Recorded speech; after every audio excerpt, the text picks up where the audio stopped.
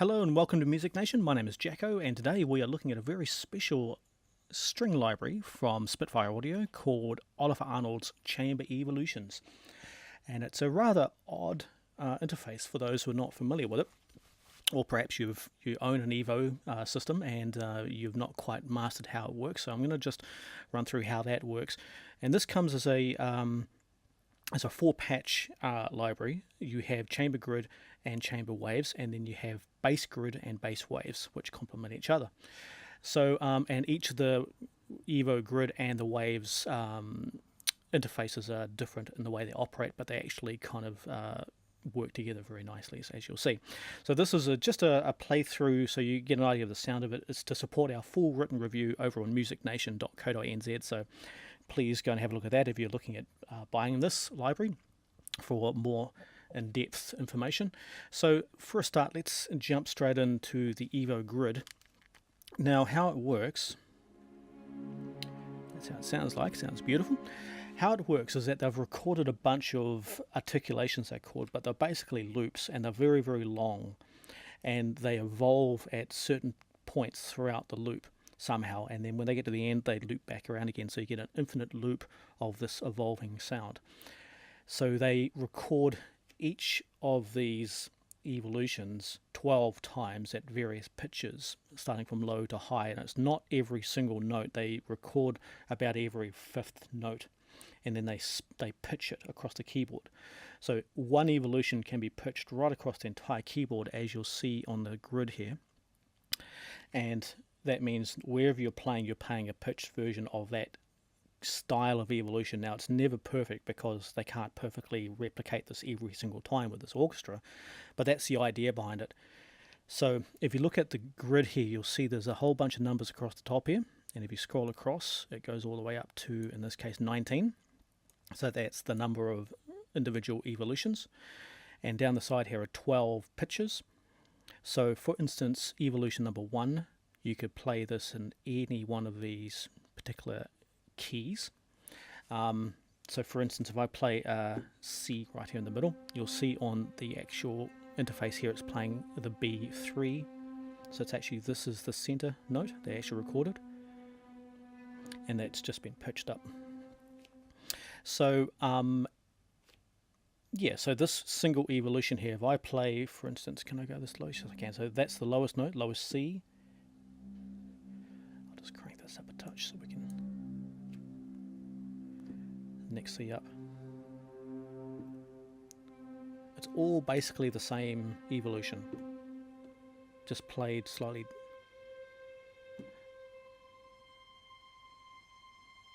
Kind of played as close as they can by the orchestra, but as I said, this is human kind of differences, which is why this is so great. So you're never going to get the same kind of sound. So if I play those 4 notes across the octaves like that,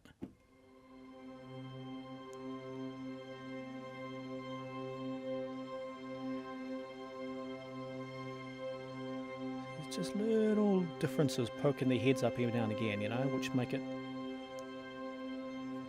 sound interesting.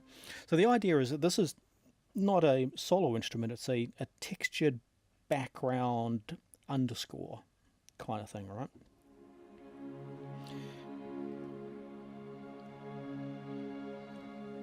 So where it gets interesting is that there is 4 variations of Evos that they've recorded. So in the yellow section here, and you'll see the keyboard is marked in yellow. Let me just kind of zoom this up a touch. The yellow section here is what they call subtle. Then the blues, thrills. Then we have episodic and dissonant. So they all sound quite different. So we're currently in the subtle. So if we go to the blues here, which are thrills, if you click any Evo and hold Control on your keyboard, it'll select all of the same evolution.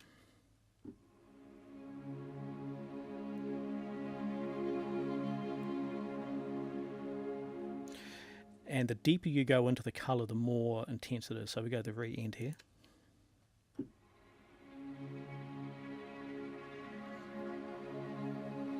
That nice concertino kind of shrill sound there, it's great. And let's have a look at the dissonance at the end here. So the green ones, we'll go in the middle here somewhere. And that one, let's try that.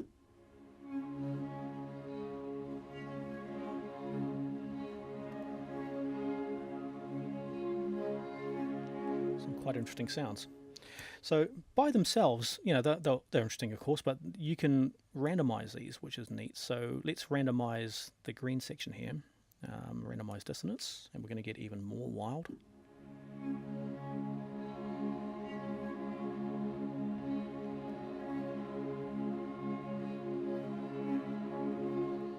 And what's really interesting is that when they recorded these phrases, none of them are the same length. So when Evo number 1 loops around, Evo number 2 might be still carrying on, and Evo number 3 might have looped around 3 or 4 times in this stage. So you're going to get total randomness all the time. And the more you randomize in here, the even more crazy it gets. So let's randomize with visible, which is everything you can see on the screen here.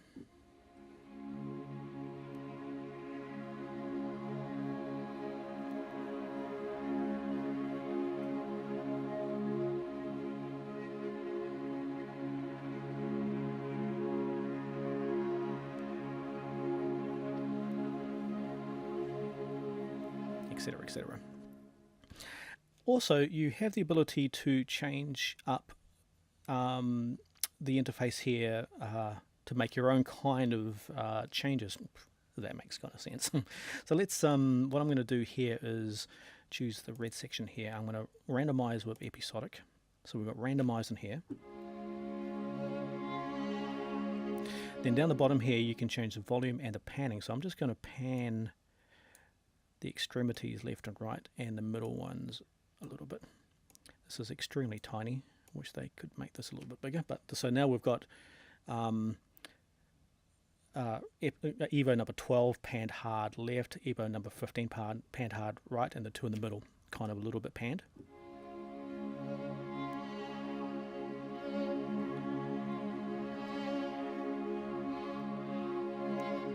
It's quite interesting. So you just keep randomizing and randomizing until you find something you like. So that's super cool. Now where it gets really interesting, I know I keep saying this is more interesting, but it kind of is, because it's like layers. It's really cool how this all works. Not only do you have your own effects and reverb, and you've got mic positions, which I'll run over in a second, this comes with the waves as well. So chamber waves, let's bring that in. Okay, so let's just solo you.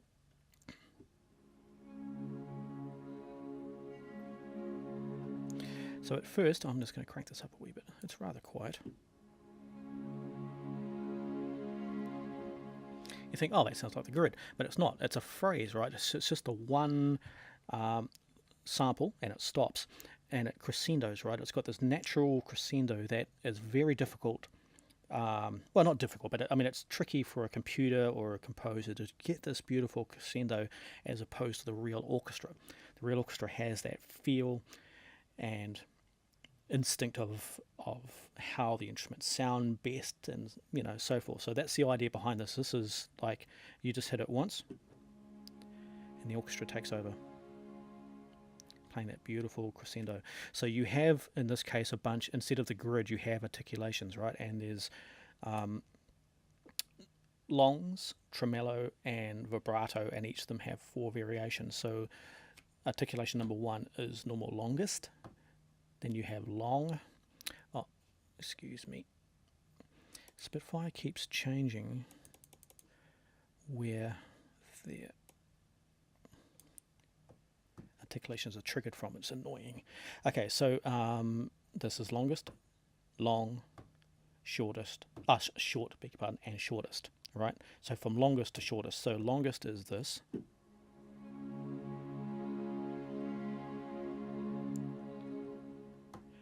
Long,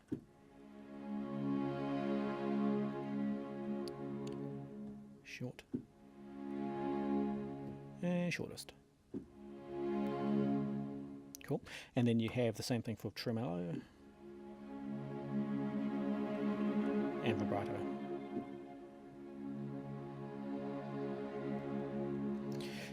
So by itself, okay, it's interesting, but where it comes into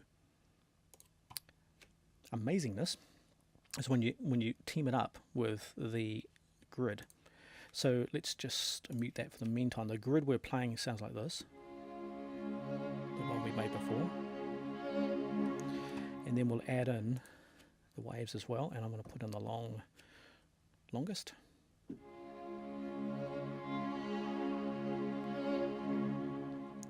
me just bring that back a bit. Yeah, that's it.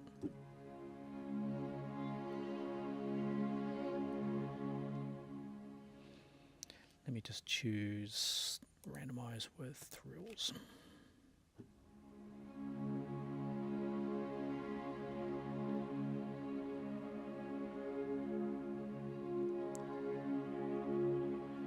So if you can hear what's happening there, we get it.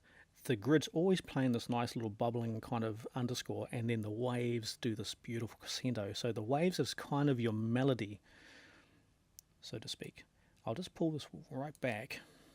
So what will happen here, I'll play the melody with the waves, and I'm just going to choose slightly shorter longs, and then I'll hold at the last, and the Evo will kind of continue to loop. So we get...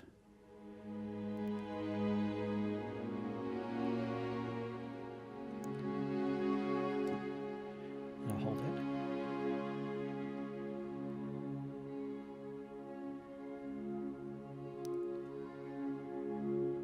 See, fantastic, eh? So you're getting some...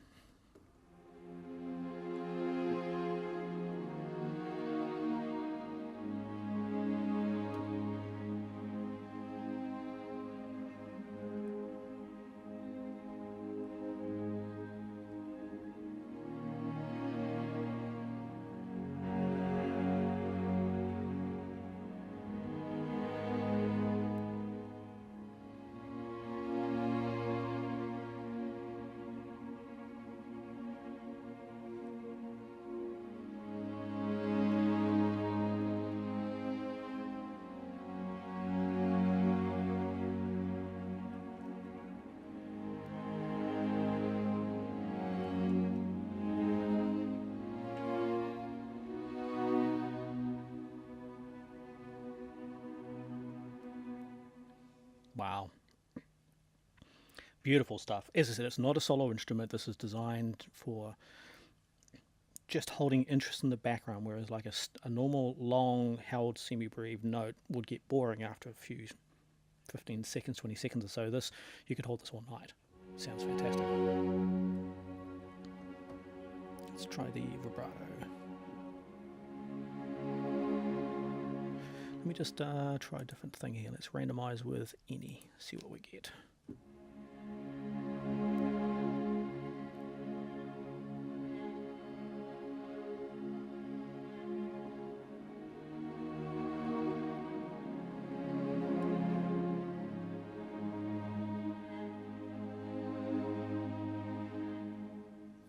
Beautiful.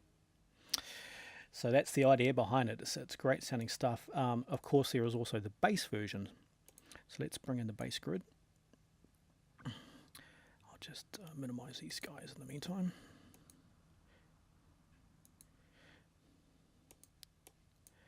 So the exact same thing here. I need to set my channels to Omni because of the various controllers I use here. So, cool. So the grid.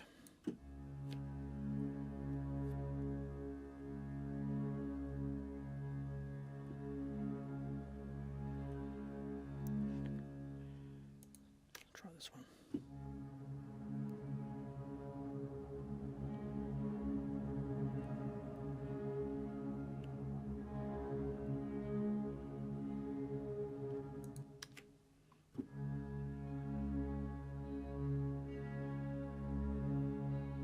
That's quite interesting. Let's hold that one there. So, and let's have a listen to the waves. We have articulations normal, longest. Oh, it keeps... Gotta change where my key triggers have been triggered from there. Okay, so normal longest, normal long, shortest, shortest, and then trem. So long. Oh, it's down there.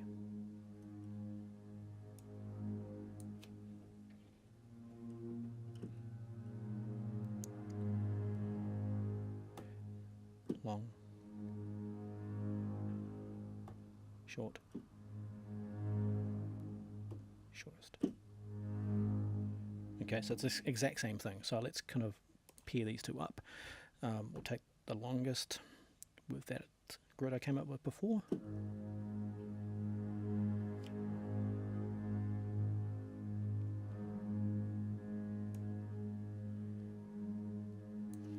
Maybe try, I quite like those ones actually.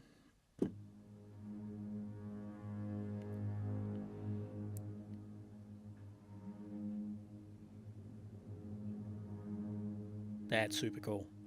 So we get the bass melody, crescendos out, and the tail is this.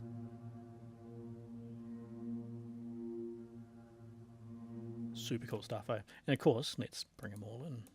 So this is everything.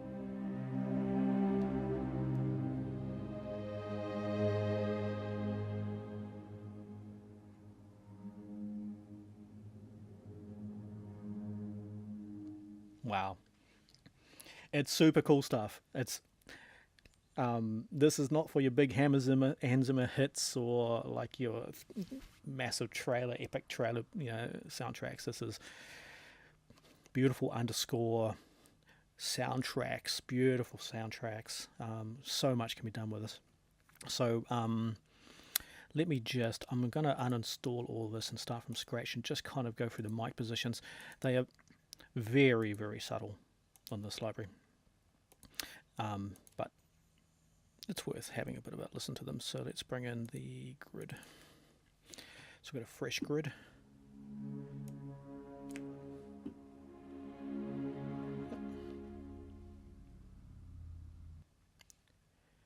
Okay, sounds good. So these takes quite a while to evolve, so I'm just going to shoot down to one of these more intensive ones here. Yeah, cool, you get a better idea of it. So we have 4 microphone positions included. We have close, stereo, and ambient. So close mic, of course, is close mic to the instrument. Stereo, I believe, is either side of the conductor. I'm not too sure about that. So it's a stereo pair. Then we have decatry, which is a XY behind the conductor, which is technically the best listening position in the room, and ambience, which will be way up in the eaves or up in the guards, up in the the chamber, what do they call it, inside the studio there. So that'll be the most distant. So the close mics, let's have a listen to those. Oops, let's do that again. There we go. I'm just going to bring up a wee bit of tape satch. I just want to try and get as much gain out of this as we can. It might clip a touch. Sorry for that, but I'm just quite keen to hear the mics here. So that's close. Stereo.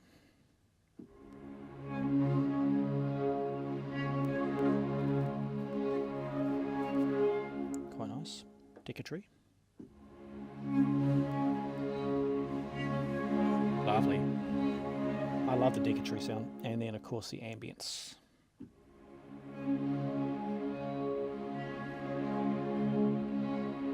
Boy, you can really hear the room, eh? It sounds fantastic. So I mean, my typical setting would be, I've not usually used the stereo, but I always have full decatry. Maybe the more close mics you add, the grittier it sounds, right? So let's give it quite a bit there, maybe a touch of ambience, something like this.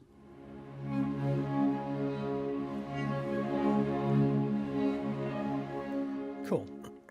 Of course, with the grid system, this is not like a normal solo library where you really hear the microphone differences. This is, everything's an exercise in subtlety in this thing.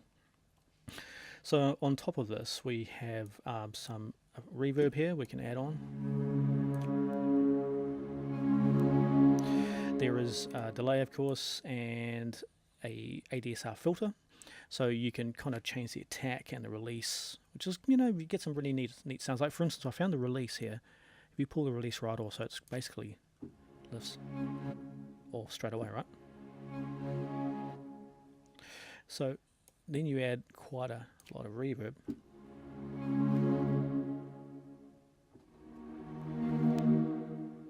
Something new. So we could, again, more tools to kind of randomize, make it sound interesting and different. So that's basically it. So there's a lot to play with in this, and this is not the type of library where you open up and there's 1,000 patches and all of them are, really crazily different, and there's millions of instruments and stuff. This is a very small chamber group, intimately recorded,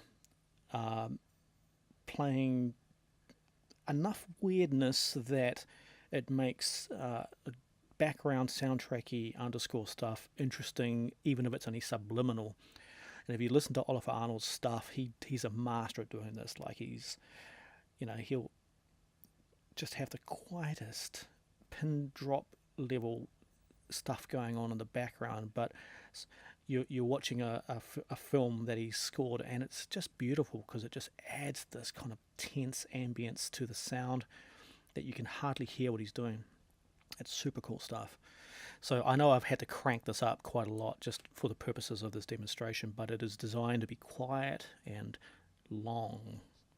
So anyway, so I hope that's helped. Thanks so much for watching. It's been quite a long video, so sorry about that. But definitely check out our full written review on musicnation.co.nz. We've got tons more stuff there coming up, already on the channel. So make sure you subscribe. So thanks again. This has been Jacko, and we shall see you in the next video. Bye.